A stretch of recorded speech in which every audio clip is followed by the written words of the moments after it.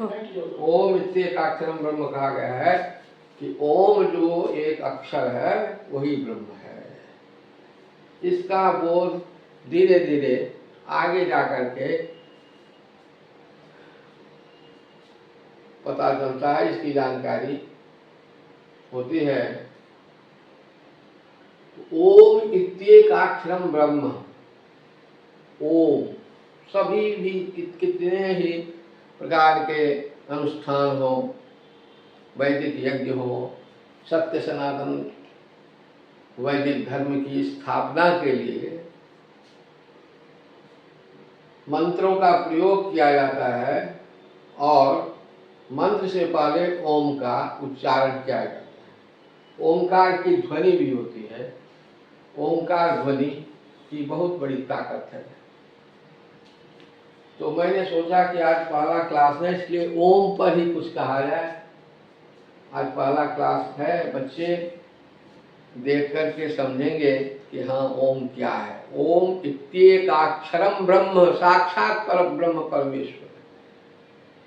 परब्रह्म तो कहा गया है गुरु को भी, गुरुर्ब्रह्मा गुरुर्विष्णु गुरुर्देवो महेश्वरः गुरु साक्षात परब्रह्म तस्मै श्री गुरुवे नमः। तस्मै श्री गुरुवे नमः। बिन गुरु हो ही न ज्ञान। बिना गुरु का, गुरु का अर्थ केवल क्या होता है? जो अंधकार से प्रकाश की ओर ले जाए। गुरु शब्द का अर्थ होता है जो गरिष्ठ हो, जो हमसे श्रेष्ठ हो। केवल पढ़ाने वाले ही हमारे गुरु नहीं हो सकते हैं।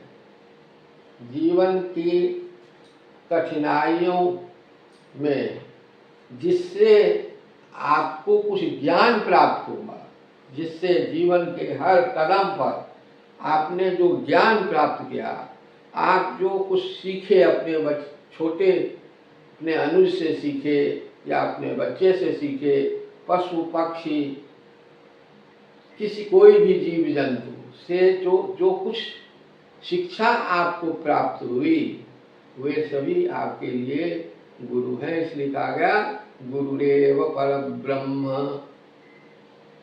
सर्वस्व समर्पण की बात कही गई है। आपत्सुभगरः स्मरणं त्वदीयं करोमि दुर्गे करुणार्णवेश। जब तक सर्वस्व समर्पित भाव से, जब तक सर्वस्व समर्पण की भावना हृदय में नहीं जगेगी, तब तक आप गुरु से ज्ञान प्राप्त नहीं कर सकते। इसलिए भगवान कृष्ण ने गीता में कहा है, गीता में अर्जुन को कहा था कुरुक्षेत्र के मैदान में, श्रद्धावान लभते ज्ञानम। सबसे पहला लाइन, दूसरे लाइन की आवश्यकता, दूसरी पंक्ति की आवश्यकता नहीं है। श्रद्धावान लभते ज्ञानम। कौन ज्ञान प्राप्त करता है? तो जो श्रद्धावान है। श्रद्धा का अपने माता के प्रति जिसके हृदय में श्रद्धा है, आस्था है, विश्वास है,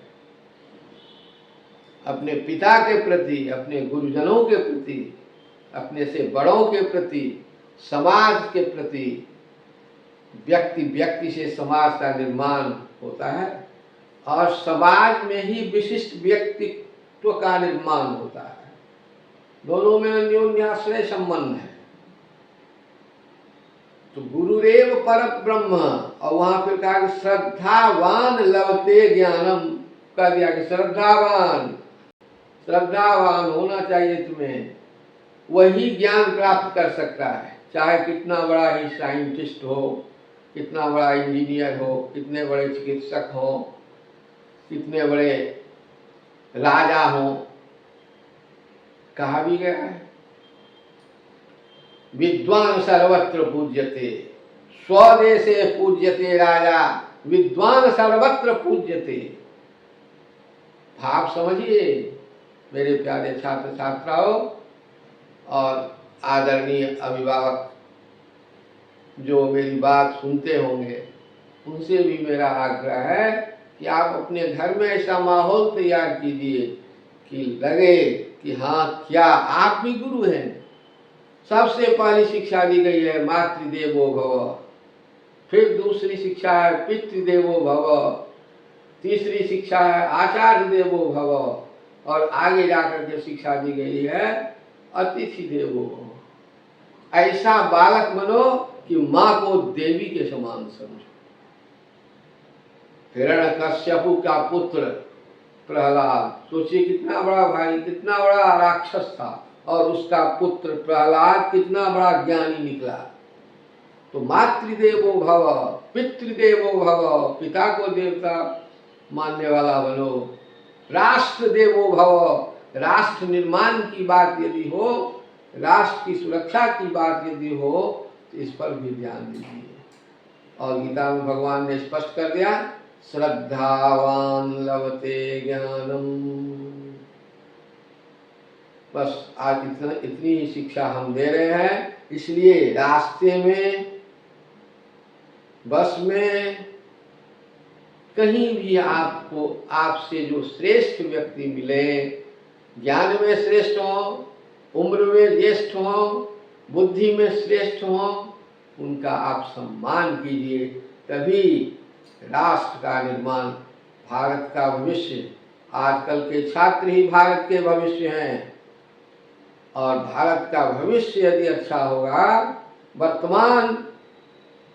वर्तमान छात्र ही भारत का भविष्य है। इसलिए मैं छात्र छात्राओं से आग्रह करता हूँ और खास करके उन्हें आशीर्वाद देता हूँ कि भव्य भारत निर्माण के योगदान में अपना हाथ बटाएं। धन्यवाद।